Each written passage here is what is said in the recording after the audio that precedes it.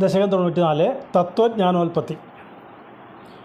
ശുദ്ധാനിഷ്കാമധർമ്മൈ പ്രവരഗുരുഗിരാ തത്സ്വരൂപം പരം തേ ശുദ്ധം ദേഹേന്ദ്രിയാദി വ്യപഗതമഖില വ്യാപ്തമാവേദയന്തേ നാനാത്വസ്ഥൗല്യകാർഷ്യാദിതു ഗുണജവപു സംഗതോധ്യാസിതം തേ വന്യേർദാരുപ്രഭേദേ ശിവമഹദണുദാ ദീപ്തദാ ശാന്തദാദി.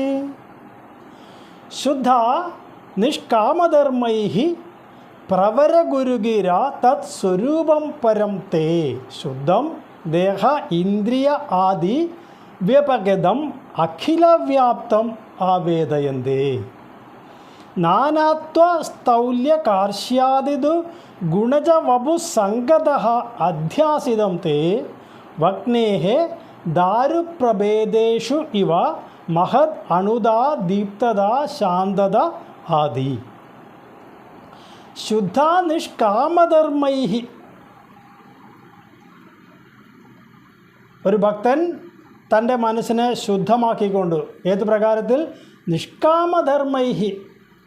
അവൻ അനുഷ്ഠിക്കുന്ന കർമ്മങ്ങൾ ഒക്കെ ഫലേച്ഛ കൂടാതെ എല്ലാം അനുഷ്ഠിച്ച് പ്രവരഗുരുഗിര തത് സ്വരൂപം പരം തേ. പ്രവരനായ ഒരു ഗുരു, ശ്രേഷ്ഠനായ ഗുരുവിൻ്റെ ഉപദേശം അനുസരിച്ച് തേ പരം സ്വരൂപം, അങ്ങയുടെ മഹത്തായിരിക്കുന്ന ആ സ്വരൂപത്തെക്കുറിച്ചുള്ള അറിവ് നേടാൻ ഇടവരുന്നു.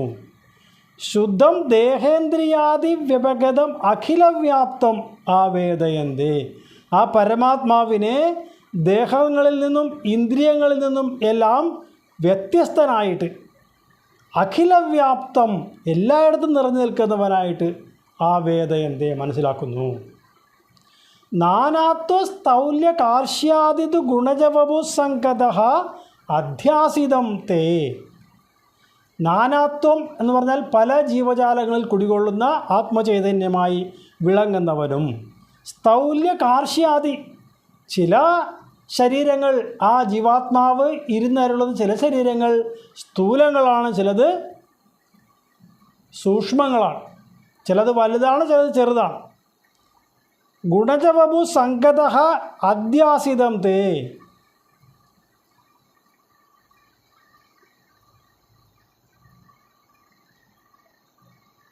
ഇപ്രകാരം ഉണ്ടാകുന്ന ആ വ്യത്യസ്ത ഭാവങ്ങൾ മായയിൽ നിന്ന് ഉൽപ്പന്നമാകുന്ന അവിദ്യയിലൂടെയാണ് ഈ പ്രകാരം മനസ്സിലാക്കുന്നത്. സാധാരണ എല്ലാവരും ഈ മായയ്ക്ക് അടിമപ്പെട്ട് അവരറിയുന്ന എല്ലാ കാര്യങ്ങളിലും ഈ നാനാത്വം ഉള്ളതായിട്ടാണ് മനസ്സിലാക്കുന്നത്. എന്നാൽ ഈ നാനാത്വത്തിനും ആധാരമായി പ്രവർത്തിക്കുന്ന ആത്മചൈതന്യം ഒരേ ഒരു പരമാത്മ ചൈതന്യമാണ് എന്ന് അറിവുള്ളവർക്ക് മാത്രം മനസ്സിലാക്കിയെടുക്കാൻ കഴിയുന്നു. അതിന് മറ്റൊരു ഉദാഹരണം കൂടി തരികയാണ്. വന്യേഃ ദാരുപ്രഭേദേഷു ഇവ മഹദ് അണുദദാ ദീപ്തദാ ശാന്തദാദി. വന്യേഃ ദാരുപ്രഭേദേഷു ഇവ. നമ്മൾ ഒരു തീക്കൊള്ളി കാണുകയാണ് എന്ന് കരുതുക. ആ തീക്കൊള്ളിയുടെ വലിപ്പം കൂടുന്തോറും അതിലുണ്ടാകുന്ന അല്ലെങ്കിൽ അതിൽ കാണപ്പെടുന്ന അഗ്നിയും വലുതായിട്ട് നമുക്ക് കാണപ്പെടും. അതേസമയം ചെറിയൊരു വിറക് കഷ്ണമാണെങ്കിൽ അതിലിരിക്കുന്ന ആ അഗ്നിയുടെ രൂപം ചെറുതായിരിക്കും. അപ്പോൾ ഇങ്ങനെ വിറകിൻ്റെ രൂപത്തിനനുസരിച്ച് അഗ്നിയുടെ രൂപം മാറുന്നത് പോലെ അത് മഹത്തായിരിക്കാം, അണുതത ഒരു ചെറിയ രൂപത്തിലായിരിക്കാം അല്ലെങ്കിൽ വലിയ രൂപത്തിലായിരിക്കാം ആ അഗ്നിയെ കാണുന്നത്. അത് ചിലപ്പോൾ വലിയ രൂപമാകുമ്പോൾ വലിയ പ്രകാശവും ഉള്ളതായിത്തീരാം, ചിലപ്പോൾ ശാന്തമായിരിക്കുന്ന അഗ്നിയായി നമുക്ക് കാണപ്പെടാം. പക്ഷേ എല്ലാത്തിലും കുടികൊള്ളുന്ന ആ അഗ്നി എന്ന ചൈതന്യം ഒന്ന് തന്നെയാണ്. അതിനെ ആ ഉപാധിയുടെ ഭേദമനുസരിച്ചാണ് അതിൻ്റെ വലിപ്പത്തിൽ വ്യത്യാസം അല്ലെങ്കിൽ അതിൻ്റെ ശാന്തതയ്ക്കോ രൗദ്രതയ്ക്കോ ഒക്കെ വ്യത്യാസം നമുക്ക് തോന്നുന്നത്. അതെല്ലാം കേവലം തോന്നൽ മാത്രമാണ്. വാസ്തവത്തിലുള്ള ആ അഗ്നിക്ക് ഏതൊരു ഗുണമാണോ ഉള്ളത് അതുമാത്രമേ ഉള്ളൂ, അതിൽ നിന്ന് യാതൊരു ഭേദവും സംഭവിക്കുന്നില്ല എന്ന ഉദാഹരണത്തിലൂടെ ഈ പരമാത്മ ചൈതന്യത്തിൻ്റെ അംശങ്ങളായിരിക്കുന്ന ഓരോ ജീവാത്മാക്കൾ പല ശരീരത്തിൽ ഇരുന്ന് വിളങ്ങുമ്പോൾ ആ ശരീരങ്ങൾക്ക് ചെറുപ്പമോ വലിപ്പമോ ശ്രേഷ്ഠമോ അധമ സ്വഭാവമോ ഒക്കെ തോന്നുന്നത് കേവലം മായയ്ക്ക് അധീനമായിട്ടാണ് എന്ന് ഒരു ശ്രേഷ്ഠനായ ഗുരുവിൻ്റെ ഉപദേശം അനുസരിച്ച് ഭക്തിമാർഗത്തിലൂടെ മുന്നോട്ട് പോകുന്ന ഒരാൾക്ക് മനസ്സിലാക്കുവാൻ സാധിക്കും. അപ്രകാരം ഞാൻ മനസ്സിലാക്കിക്കൊള്ളാം എന്നാണ് മേൽപ്പത്തൂർ ഇവിടെ പറയുന്നത്.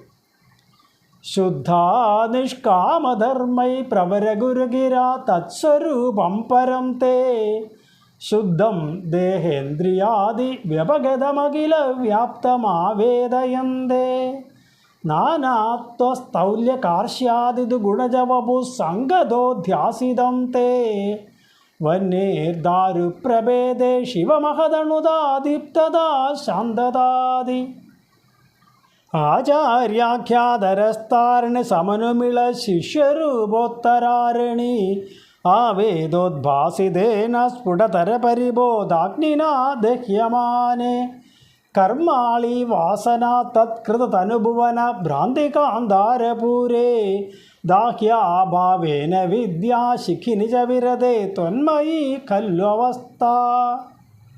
ആചാര്യ ആഖ്യ അധരസ്ഥ അരണി സമനുമിളത് ശിഷ്യരൂപ ഉത്തരാരണി ആവേദോദ്ഭാസിതേന സ്ഫുടതര പരിബോധാഗ്നിന ദഹ്യമാനേ കർമാളി വാസന തത്കൃത തനുഭുവന ഭ്രാന്തി കാന്താരപൂരേ ദാഹ്യ അഭാവേന വിദ്യാശിഖിനി ച വിരതേ ത്വന്മയീ ഖലു അവസ്ഥ.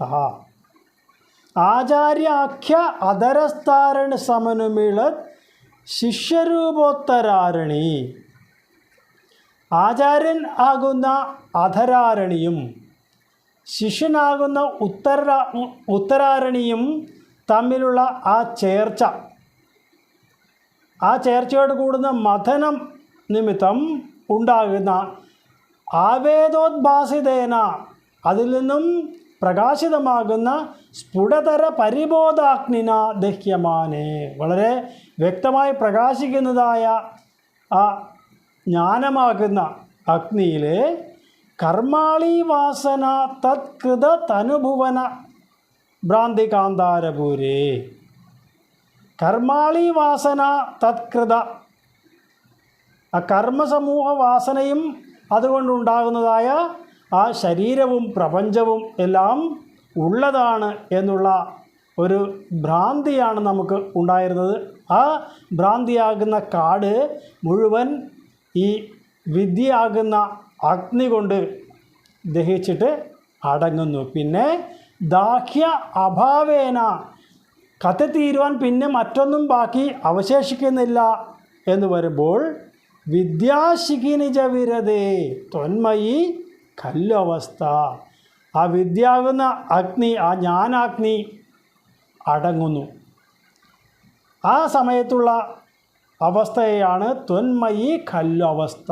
അങ്ങയുടെ ആ സ്വരൂപം എന്താണെന്ന് അപ്പോഴാണ് മനസ്സിലാകുന്നത്.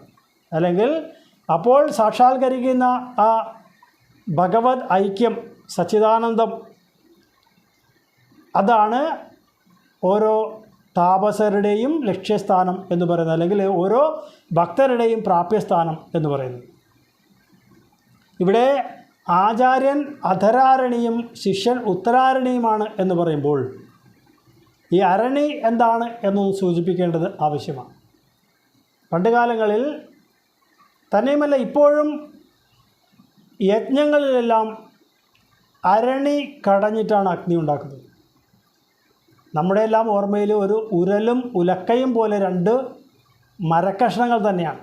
ഉലക്കയിൽ സാധാരണ ഒരു ഇരുമ്പിൻ്റെ ചുറ്റെല്ലാം താഴെ ഉണ്ടാവും, പക്ഷേ ഈ അരണിയിൽ അതുണ്ടാവില്ല, രണ്ടും മരക്കഷ്ണം തന്നെയായിരിക്കും. മരം കൊണ്ടുണ്ടാക്കിയ ഉരലും മരം കൊണ്ടുണ്ടാക്കിയ ഉലക്കയും അപ്രകാരം നമുക്ക് സങ്കല്പിക്കാം.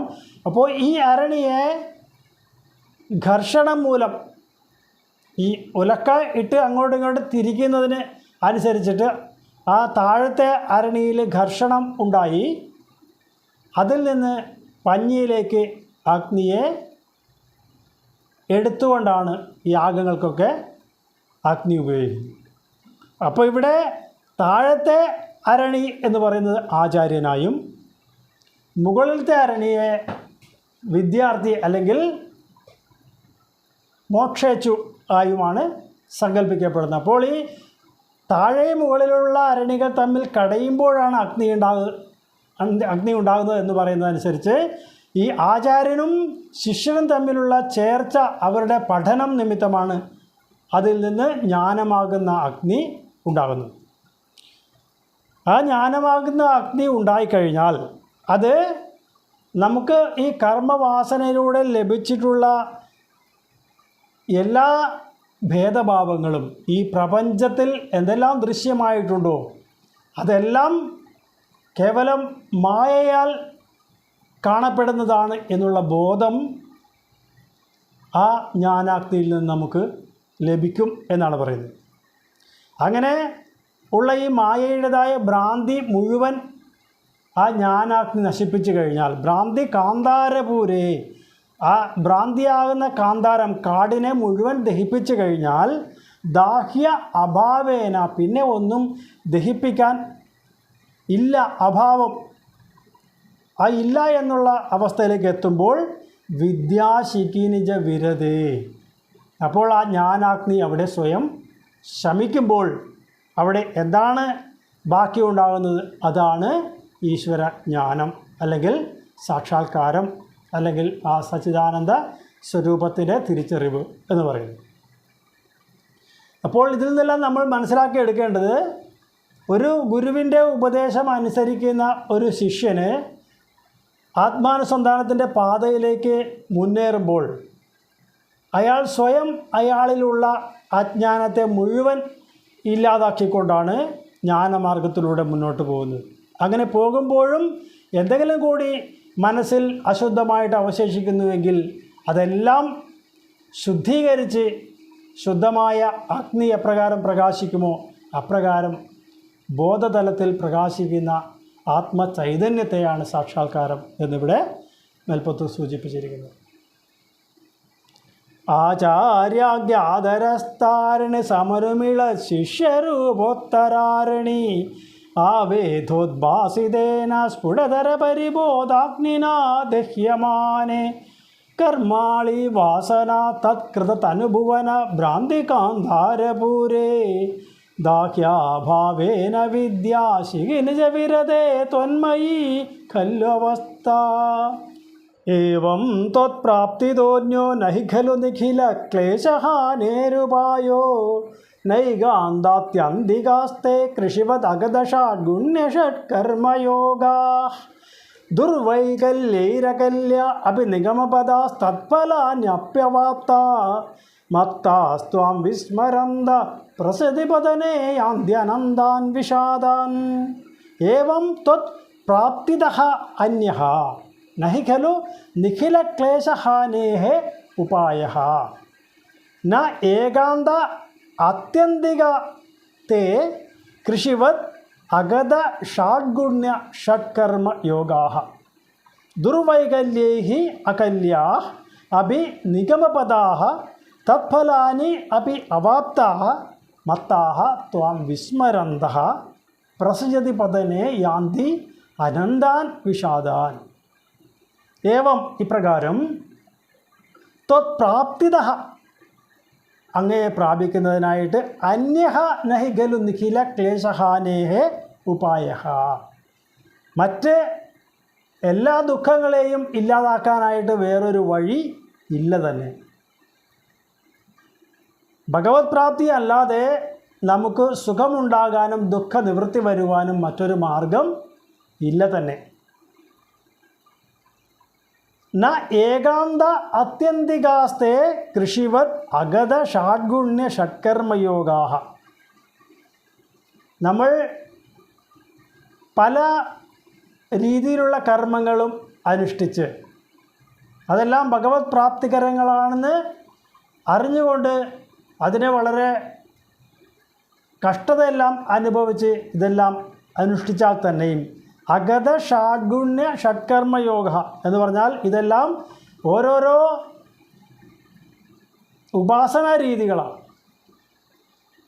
ആ രീതികളെല്ലാം വളരെ കഷ്ടത നിറഞ്ഞതുമാണ്. എങ്കിലും ആ മാർഗത്തിലൂടെ മുന്നോട്ട് പോയാൽ തന്നെയും ഇതെല്ലാം കൃഷി ഇറക്കിക്കഴിഞ്ഞാൽ അതിന് ചിലപ്പോൾ ഫലം കിട്ടാൻ, ചിലപ്പോൾ ഫലം കിട്ടാതെയും വരാം എന്ന് പറഞ്ഞതുപോലെ എല്ലാം കൃത്യമായിട്ട് പ്രയത്നത്തിന് ഫലം ലഭിച്ചോളണമെന്ന് നിർബന്ധമില്ല. ഇനി അങ്ങനെയുള്ളതിന് ദുർവൈകല്യേഹി അകല്യ അഭി നിഗമപദാഹ. നിഗമം വേദമാർഗത്തിലൂടെ പോയാലും അത് അനുഷ്ഠിക്കാൻ വളരെ കഷ്ടത നിറഞ്ഞതാണ്. അതുകൊണ്ട് തന്നെ അത് അധികം പ്രായോഗികവുമല്ല. എന്നാലും തത്ഫലാനി അവാപ്ത. ഇനി ഏതെങ്കിലും പ്രകാരത്തിൽ ഈ വേദമാർഗത്തിലൂടെ പോകുന്ന ഒരാൾ അതിൻ്റെ ഫലത്തെ പ്രാപിച്ചു എന്ന് കരുതുക. അങ്ങനെ ആയാൽ അയാൾക്ക് എന്താ സംഭവിച്ചത്? മത്താഹ ത്വാം വിസ്മരന്തഹ. ആ പ്രയത്നഫലം ലഭിച്ചതിൽ അഹങ്കാരിയായിത്തീരും ആ ഭക്തൻ. എന്നിട്ട് ത്വാം വിസ്മരന്തഹ, ഭഗവാനെ മറന്നേ പോവും പിന്നീട്. അങ്ങനെ വരുമ്പോഴോ പതനേ പ്രസജതി പതനേ യാന്തി അനന്താൻ വിഷാദാൻ. അങ്ങനെ ആ ലക്ഷ്യത്തിൻ്റെ ഔന്നത്യത്തിൽ എത്തി നിന്നിട്ട് അവിടെ നിന്ന് താഴേക്ക് പതിക്കുമ്പോൾ വളരെ കഷ്ടത നിറഞ്ഞ ഒരു ദുഃഖത്തിലേക്കായിരിക്കും അയാൾ പതിക്കുക. അപ്പോൾ ഭഗവത് ഭക്തി മൂലം ഭഗവത് പദപ്രാപ്തി അല്ലാതെ മറ്റൊരു മാർഗവും നമ്മളുടെ ദുഃഖങ്ങൾ ശമിപ്പിക്കുന്നതിനായിട്ട് ഉത്തമമല്ല. അതിന് പല മാർഗങ്ങളും നിഷ്കർഷിക്കപ്പെട്ടുള്ളതിൽ ഈ അഗത ഷാഡ്ഗുണ്യ ഷഡ്കർമ്മയോഗങ്ങൾ എന്ന് പറയുന്നതെല്ലാം ഓരോരോ ഉപാസനാ രീതികളാണ്. അതിന് ഓരോന്ന് പറയുന്ന അഗതങ്ങൾ എന്ന് പറഞ്ഞാൽ മണിമന്ത്രാദി രോഗനിവാരണങ്ങൾ. നമ്മൾ അസുഖം വരുമ്പോൾ ചികിത്സിക്കുക, അതിനുവേണ്ടി ധനം ചെലവഴിക്കുക എന്നുള്ളതെല്ലാം അഗതങ്ങളിൽ വരും. ഷഡ്ഗുണങ്ങൾ എന്ന് പറഞ്ഞാൽ സന്ധി, വിഗ്രഹം, യാനം, ആസനം, ദ്വൈതീഭാവം, ആശ്രയം എന്നുള്ള ഒരു പ്രത്യേക ഉപാസനാ രീതിയാണ്. ഷഡ്കർമ്മങ്ങളാവട്ടെ യജ്ഞങ്ങൾ ചെയ്യുക, യജനം, യാചനം, അധ്യയനം, അധ്യാപനം, ദാനം, പ്രതിഗ്രഹം എന്നിങ്ങനെ ഉള്ളതാണ് ഷഡ്കർമ്മങ്ങൾ. പിന്നെ യോഗം എന്ന് പറയുന്നത് അഷ്ടാംഗ യോഗമാണ് പറയുന്നത്.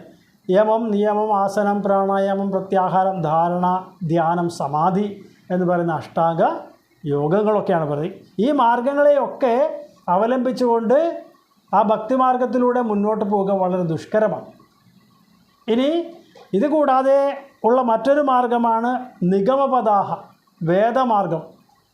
ഈ വേദങ്ങളെല്ലാം പഠിച്ചെടുത്ത് അതിൻ്റെ അന്തസത്തയെല്ലാം ഉൾക്കൊണ്ടുകൊണ്ട് ആ രീതിയിൽ ഉപാസിച്ച് പോകുമ്പോൾ വളരെ അപൂർവമായി ആർക്കെങ്കിലുമൊക്കെ അതിൻ്റെ ഔന്നത്യത്തിൽ എത്താൻ സാധിക്കുകയുള്ളൂ. അങ്ങനെ ഒരാൾ എത്തിയാൽ തന്നെയും അതിൽ അഹങ്കാരിയായി തീർന്ന് അയാൾ സാക്ഷാൽ പരമാത്മാവാകുന്ന ഈശ്വരനെ തന്നെ മറന്നു പോകാനും ഇടവരുന്നു. കൂടാതെ അത്രയേറെ ഗർവിഷ്ഠനും ആയിത്തീരുമ്പോൾ അയാൾ പിന്നീട് പ്രസജതി പതനെ യാന്തി അനന്താൻ വിഷാദാൻ, അവിടുന്ന് താഴേക്ക് വന്ന് വീഴുമ്പോൾ എണ്ണിയാൽ ഒടുങ്ങാത്ത അത്ര ദുഃഖത്തിലേക്കാണ് വന്ന് പതിക്കുകയും ചെയ്യുക.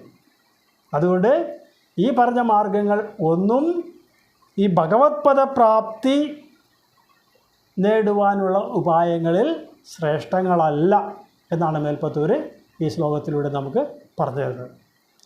ഏവം ത്വത്പ്രാപ്തിതോന്യോ നഹി ഖലു നിഖില ക്ലേശഹാനേരുപായോ നൈകാന്താത്യന്തികാസ്തേ കൃഷിവദഗതഷാഡ്ഗുണ്യഷഡ്കർമ്മയോഗാ ദുർവൈകല്യൈരകല്യ അപി നിഗമപദാസ്തത്ഫലാന്യപ്യവാപ്ത മത്താസ്ത്വം വിസ്മരന്ത പ്രസജതി പതനേ യാന്ത്യനന്താൻ വിഷാദാൻ.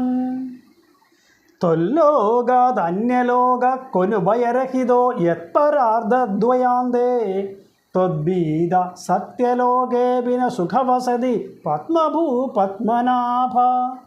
ഏവം ഭാവേ ത്വധർമാർജിത ബഹുതമസാം കാകഥ നാരകാണാം തന്മേ ത്വം ചിന്തിബന്ധം കൃപണം തന്മേ ത്വം ചിന്തിബന്ധം വരദ കൃപണബന്ധോ കൃപാപൂരസിന്ധോ ത്വല്ലോകാത് അന്യലോകഃ ക്വനു ഭയരഹിതഃ യത് പരാർദ്ധദ്വയാന്തേ ത്വദ്ഭീതഃ സത്യലോകേ അപി ന സുഖവസതി പത്മഭൂഃ പത്മനാഭ. ഏവം ഭാവേ തു അധർമാർജിത ബഹുതമസാം കാ കഥാ നാരകാണാം തന്മേ ത്വം ചിന്തിബന്ധം വരദ കൃപണബന്ധോ കൃപാപൂരസിന്ധോ. ത്വല്ലോകാത് അന്യലോകഃ ക്വനു ഭയരഹിതഃ യത് പരാർദ്ധദ്വയാന്തേ ത്വദ്ഭീതഃ സത്യലോകേ അപി ന സുഖവസതി പത്മഭൂഃ. ത്വല്ലോകാത് അന്യലോകഃ, അങ്ങയുടെ സ്ഥാനമായിരിക്കുന്ന വൈകുണ്ഠത്തെ അല്ലാതെ, അല്ലെങ്കിൽ വൈകുണ്ഠം അല്ലാതെ കൊനു ഭയരഹിതഃ, എവിടെയാണ് ഭയമില്ലാതെ ജീവിക്കാൻ കഴിയുക?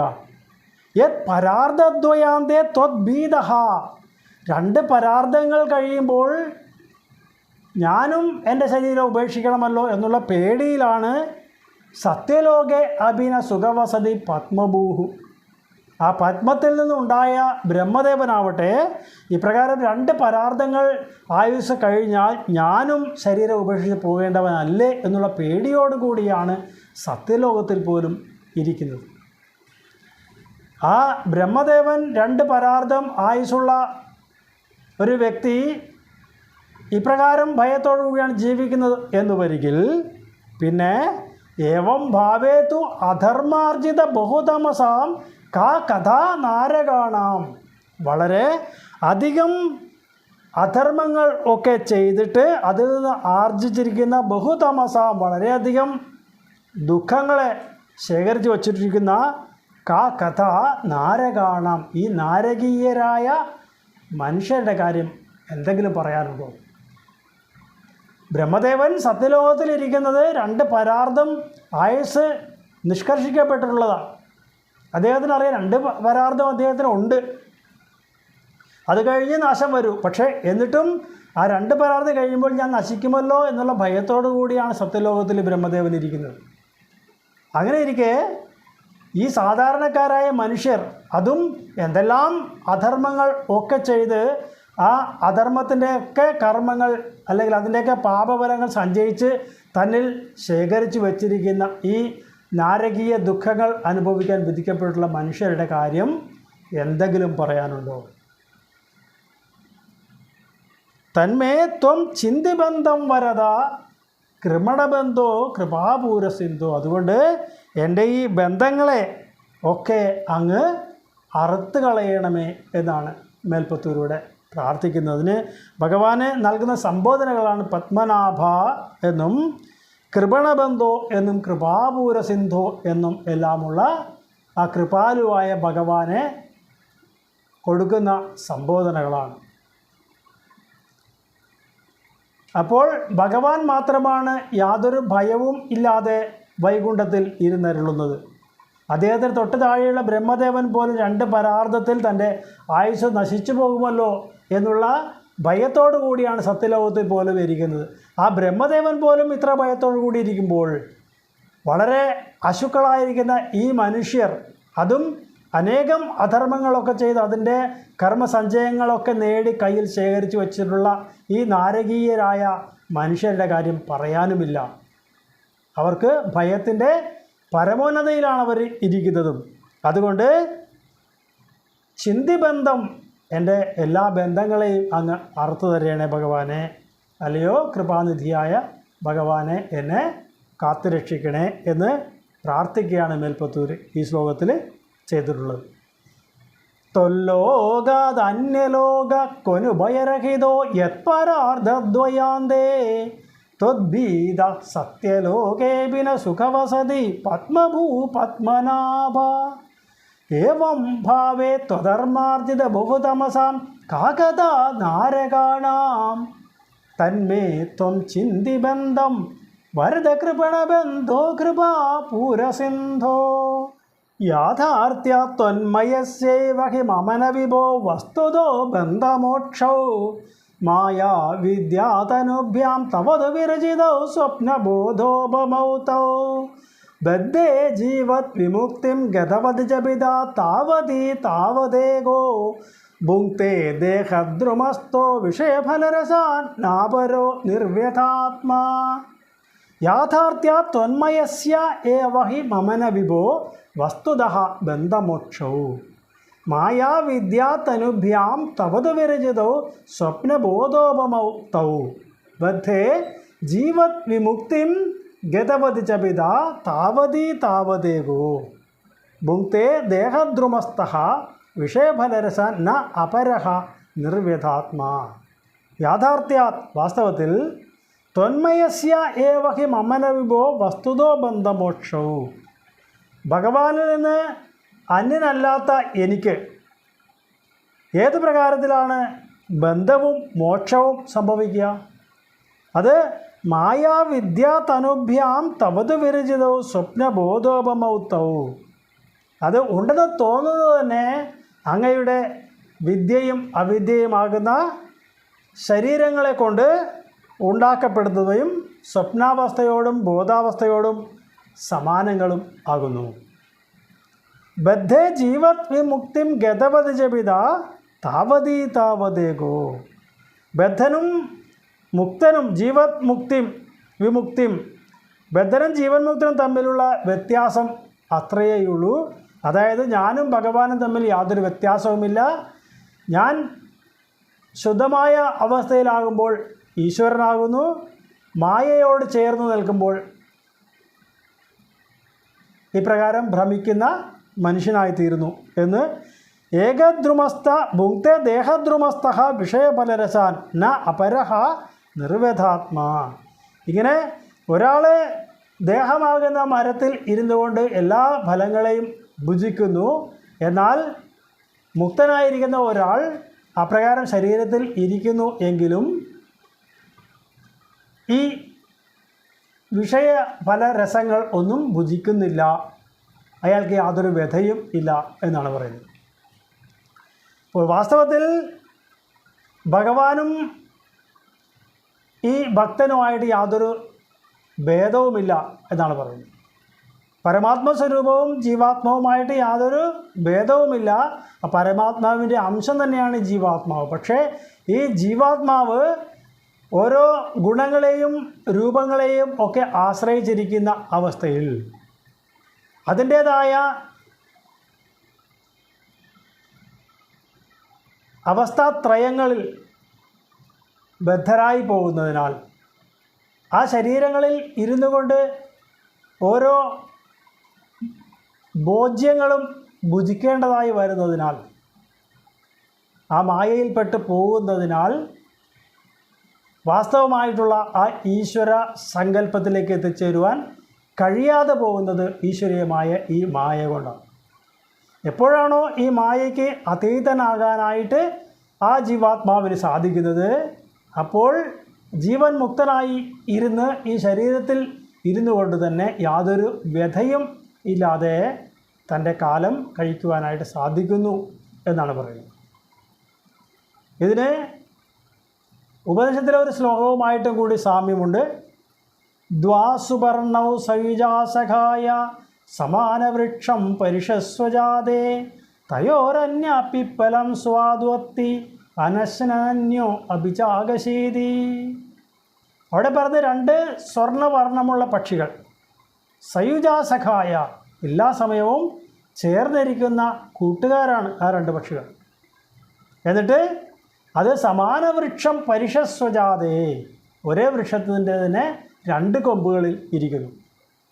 അതിൽ താഴെ ഉള്ള കൊമ്പിലിരിക്കുന്ന ആ പക്ഷിയാവട്ടെ തയോഹോ അന്യഹ പിപ്പലം സ്വാദ്വത്തി, ആ പിപ്പലം ആ വൃക്ഷത്തിൻ്റെ ഫലത്തെ വളരെ സ്വാദോടുകൂടി ഭക്ഷിക്കുന്നു.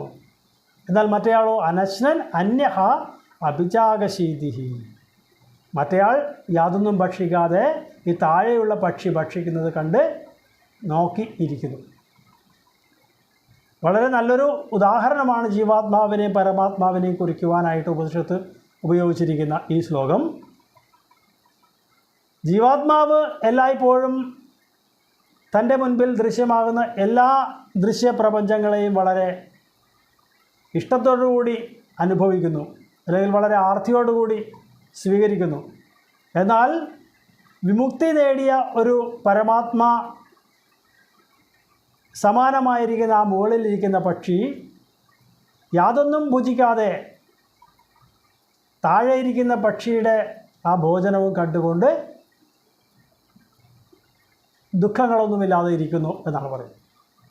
അപ്പോൾ എല്ലാത്തിനും ആധാരമായിട്ടുള്ളത് ഈ ജീവൻ മുക്ത അവസ്ഥയിലേക്ക് എത്തിച്ചേരുവാനായിട്ട് ഒരു ഭക്തന് സാധിക്കണം. ഈശ്വര്യമായ ഈ മായയെ തരണം ചെയ്തുകൊണ്ട് ജീവൻ മുക്താവസ്ഥയെ പ്രാപിക്കണം എന്ന് ഉദ്ബോധിപ്പിക്കുകയാണ് ഈ ശ്ലോകത്തിലൂടെ മേൽപ്പത്തൂർ ചെയ്തിരിക്കുന്നത്. യാഥാർത്ഥ്യാത്വന്മയസ്യൈവ ഹി മമന വിഭോ വസ്തുതോ ബന്ധമോക്ഷോ മായാ വിദ്യാതനുഭ്യാം തവത് വിരചിതൗ സ്വപ്നബോധോപമൗ തൗ ബദ്ധേ ജീവത് വിമുക്തിം ഗതവത് ജപിതാ താവതി താവതേകോ ഭുങ്ക്തേ ദേഹദ്രുമസ്ഥോ വിഷയഫലരസാ നാപരോ നിർവ്യഥാത്മാ.